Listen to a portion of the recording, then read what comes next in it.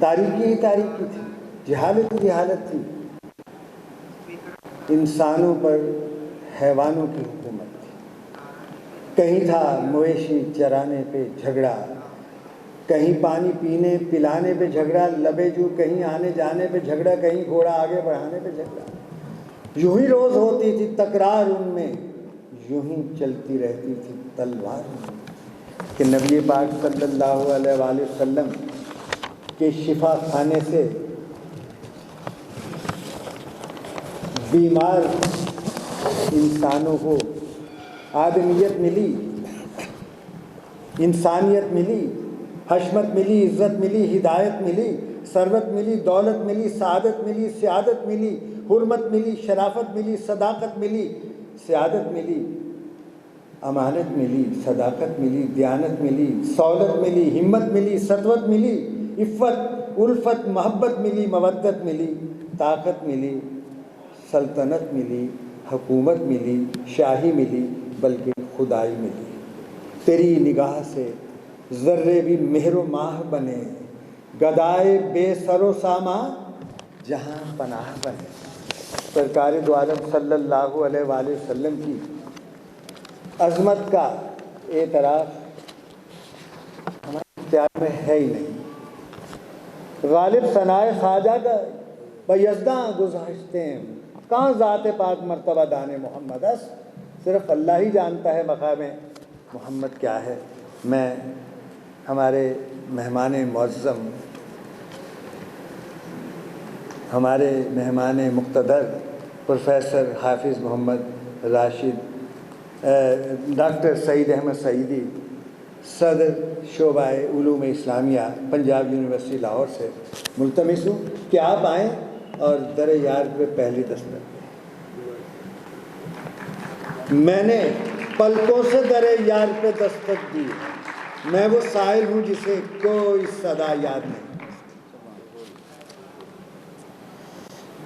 الحمدللہ رب العالمین والصلاة والسلام علی سید الانبیاء والمرسلین، اما بعد، واعوذ باللہ من الشیطان الرجیم، بسم اللہ الرحمن الرحیم۔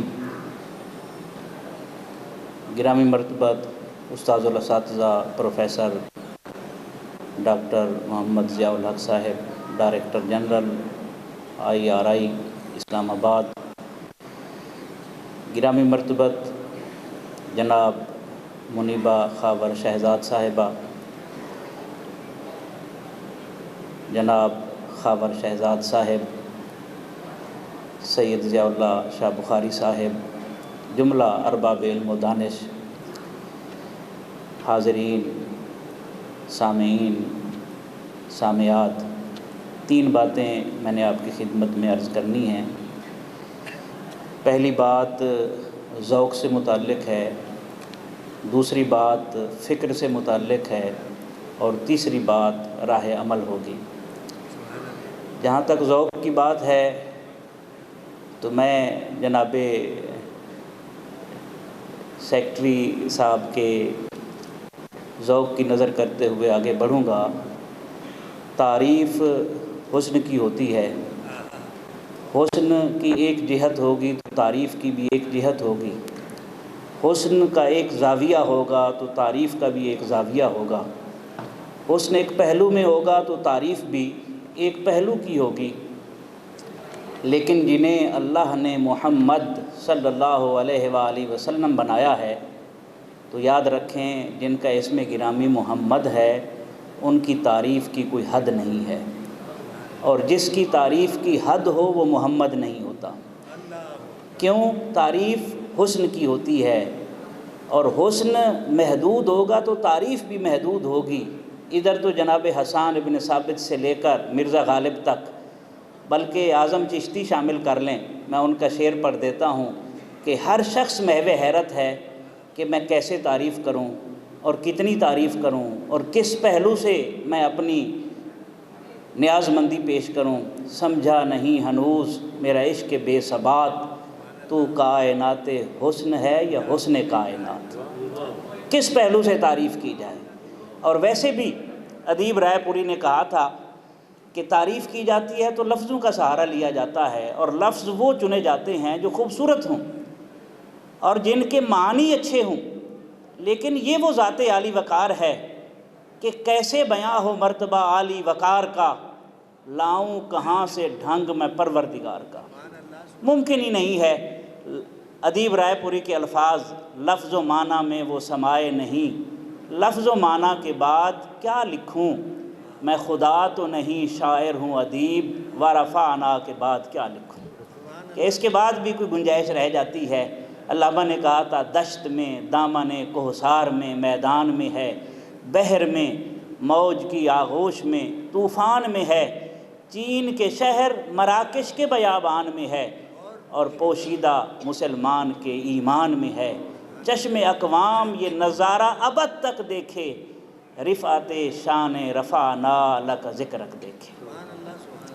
دوسرا نقطہ جو فکر سے متعلق ہے، آج ہم کہاں کھڑے ہیں، ہمارے سماجی رویے ہمیں کس طرف لے گئے ہیں، اور اسوہ حسنہ میں اس حوالے سے ہمیں کیا رہنمائی ملتی ہے، دو پہلو سے میں صرف عرض کرنا چاہوں گا۔ ایک تو عدم برداشت کے جس لیول پر ہماری سوسائٹی جا چکی ہے، میرے خیال میں اس کے بعد تباہی یقینی ہے اگر بر وقت تدارک نہ کیا گیا۔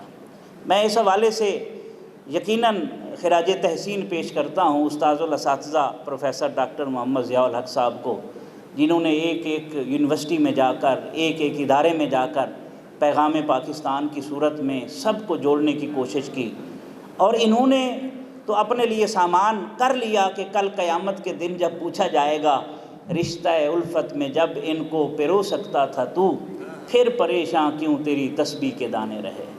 ہماری بھی ذمہ داری ہے کہ ہم اپنے اس فرض کو سمجھیں۔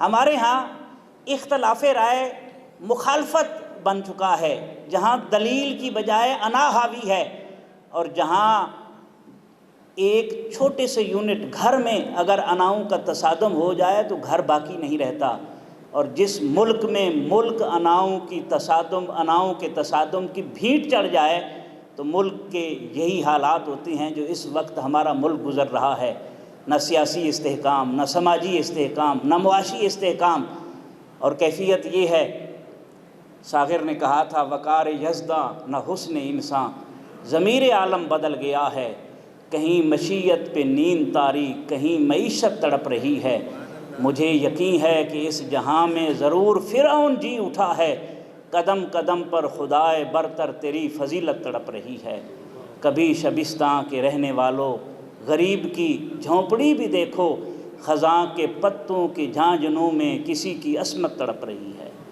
آخر ہم کس معاشرے میں ہیں کہ حاکم شہر کی اس بند گلی کے پیچھے میں نے ایک شخص کو خون اگلتے ہوئے دیکھا، تم تو کہتے تھے کہ ہوتے ہیں درندے ظالم، میں نے انسان کو انسان نگلتے دیکھا۔ ہم کہاں پہنچ چکے ہیں، ہماری کیفیت کیا ہے، ہمیں اسوہ حسنہ سے کیا سبق ملتا ہے؟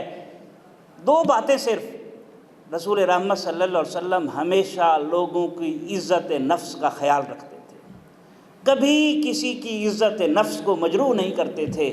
وہ ساری زندگی میدان کارزار میں سامنے آنے والے جناب ابو سفیان ہوں، یا یمامہ سے آنے والا ثمامہ بن آسال ہو، یا اس حوالے سے کوئی ہو، ایون اظہار نبوت سے پہلے بھی رسول رحمت صلی اللہ علیہ وسلم نے ہمیشہ سب کی عزت نفس کا خیال رکھا۔ اور اگر یقین نہیں آتا تو حجر اسود کی تنصیب کا واقعہ پیش آنکھوں کے سامنے لائیں کہ جب خون کے اندر تلواریں ڈبو کر یہ سعادت حاصل کرنے کا عزم اور اس کا اعلان کر دیا گیا تھا، اور کسی دانا نے مشورہ دیا ابو امیہ ابن مغیرہ نے کہ صبح کے وقت جو حرم میں داخل ہو اس کی بات مان لو، خون ریزی سے بچ جاؤ، اور حضور علیہ الصلوۃ والسلام نے اپنی چادر بچھا کر سارے قبیلوں کو عزت دی اور کہا اس کے کونے پکڑ لو۔ کیا آج ایسا نہیں ہو سکتا؟ ہمارے اندر کوئی ایسے لوگ نہیں ہیں جو لوگوں کی عزت نفس کا خیال رکھتے ہوئے ملک کو اور قوم کو آگے بڑھا سکیں؟ اور دوسری بات اس حوالے سے وہ بھی بڑی اہم ہے کہ رسول رحمت صلی اللہ علیہ وسلم نے ہمیشہ انا کو نہ للکارا ہے، نہ انا کا استعمال کر کے مفاد حاصل کیا ہے، بلکہ رسول رحمت صلی اللہ علیہ وسلم نے ہمیشہ مردہ ضمیروں کو زندگی دی ہے، ضمیر بیدار کرنے کی کوشش کی ہے، اور جب ضمیر بیدار ہو گئے تو پھر دنیا نے دیکھا کہ انقلاب کیسے آیا۔ اور ہم آج کہاں کھڑے ہیں؟ وہ ایک شخص جسے سب ضمیر کہتے تھے، سنا ہے اس نے چھپ کے کہیں خودکشی کر لی۔ ہماری کیفیت شاید کہیں اور چلی گئی ہے۔ رسول رحمت صلی اللہ علیہ وسلم نے کیسے ضمیروں کو بیدار کیا، اس کی ایک مثال میں عرض کرتا ہوں۔ حضرت ابو محذورہ لڑکپن کی عمر میں ہیں، کعبہ کی چھت پر حضرت بلال حبشی اذان دے رہے ہیں، اور ابو محذورہ چند لڑکوں کے ساتھ مل کر اس تاریخی اذان کا مذاق اڑاتے ہوئے پیچھے نقل اتار رہے ہیں۔ رسول رحمت صلی اللہ علیہ وآلہ وسلم نے پوچھا یہ کون ہیں؟ چند صحابہ کرام آگے بڑھے اور ان لڑکوں کو پکڑ کر لے آئے۔ رسول رحمت صلی اللہ علیہ وآلہ وسلم نے جب پوچھا کہ کس کی آواز تھی تو سب لڑکوں نے متفقہ طور پر کہا ابو محذورہ کی آواز تھی، چونکہ وہ جہیر الصوت تھے، آواز ان کی بلند تھی۔ رسول رحمت صلی اللہ علیہ وسلم نے فرمایا سارے چلے جائیں، ابو محذورہ کو روک لیا جائے، اور آپ اپنے معاملات میں مصروف ہو گئے۔ رسول رحمت صلی اللہ علیہ وسلم جب فارغ ہوئے تو ابو محذورہ اب سہما ہوا ہے، لڑکا ہے، اسے اپنی غلطی کا احساس ہوا کہ میں نے کس موقع پر کس کے سامنے کس دینی شعار کا مذاق اڑایا ہے، مجھے تو نہیں چھوڑا جائے گا، امکان نہیں ہے، سہمے ہوئے بیٹھے ہیں۔ اور اسی دوران رسول رحمت صلی اللہ علیہ وسلم متوجہ ہوتے ہیں ابو محذورہ کی طرف اور فرماتے ہیں ابو محذورہ تیری آواز بڑی خوبصورت ہے۔ یہ کیسی تحسین ہے کہ خوبی کافر باپ کے کافر بیٹے میں بھی ہو تو رحمت للعالمین اس کی بھی تحسین فرما رہے ہیں، اور ہمیں اپنوں کی خوبیاں بھی ہضم نہیں ہوتیں اور حسد کا شکار ہو جاتے ہیں۔ رسول رحمت صلی اللہ علیہ وسلم نے صرف اس پر بس نہیں کی، ایک درہموں کی تھیلی پکڑی اور بطور انعام عطا فرمائی۔ لیکن کرم ہے جب برکھا برس رہی ہو تو اسے کیسے روکا جا سکتا ہے۔ ابو محذورہ کو پاس بلایا، سر پر ہاتھ پھیرا، سینے پر ہاتھ پھیرا اور دعا دی بارک اللہ علیک و بارک اللہ فیک، اللہ تیرے اوپر بھی برکتوں کا نزول فرمائے، تیرے وجود میں بھی برکتیں اتارے۔ اس کے بعد کیا ہونا تھا؟ وہ نصیر الدین گولوی نے کہا تھا کہ ان کی محفل میں نصیر ان کے تبسم کی قسم، دیکھتے رہ گئے ہم ہاتھ سے جانا دل کا۔ ابو محذورہ مسلمان ہو گئے اور اب وہ مچلے ہوئے ہیں۔ اب کیفیت ان کی دیکھنے والی ہے کہ جہاں سزا ملنی چاہیے تھی وہاں انعام ملا ہے، اتنی شفقت ملی ہے۔ تو وہ کہتے ہیں آقا میں آپ کی خدمت میں عرض کرتا ہوں کہ میری ایک گزارش سنی جائے۔ آپ فرماتے ہیں ابو محذورہ بولو کیا چاہیے، کیا چاہتے ہو؟ کہنے لگے مجھے مکے کا مؤذن مقرر کر دیں۔ رسول رحمت صلی اللہ علیہ وسلم فرماتے ہیں ابو محذورہ ہم مجھے مکے کا مؤذن مقرر کرتے ہیں۔ مجھے بتائیں آج ہم سے یہ سوال کیا جا سکتا ہے اور قیامت والے دن بھی پوچھا جائے گا، کافر باپ کا کافر بیٹا آیا تھا اور رسول اللہ صلی اللہ علیہ وسلم کے حسن اخلاق نے اسے مکے کا مؤذن بنا دیا۔ ہمارے اخلاق سے کتنے لوگ دین رحمت کے قریب ہوئے ہیں، رسول رحمت صلی اللہ علیہ وسلم کے قریب ہوئے ہیں۔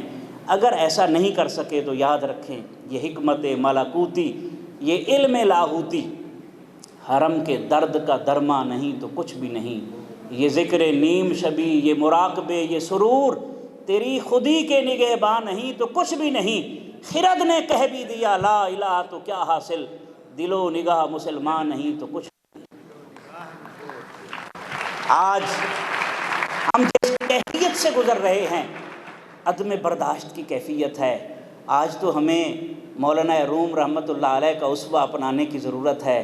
جب ایک شخص آیا مزاجاً انتہا پسند تھا، لڑکپن کی عمر تھی، اور آ کر کہنے لگا سنا ہے آپ کہتے ہیں کہ جتنے فرقے ہیں میں سب سے متفق ہوں۔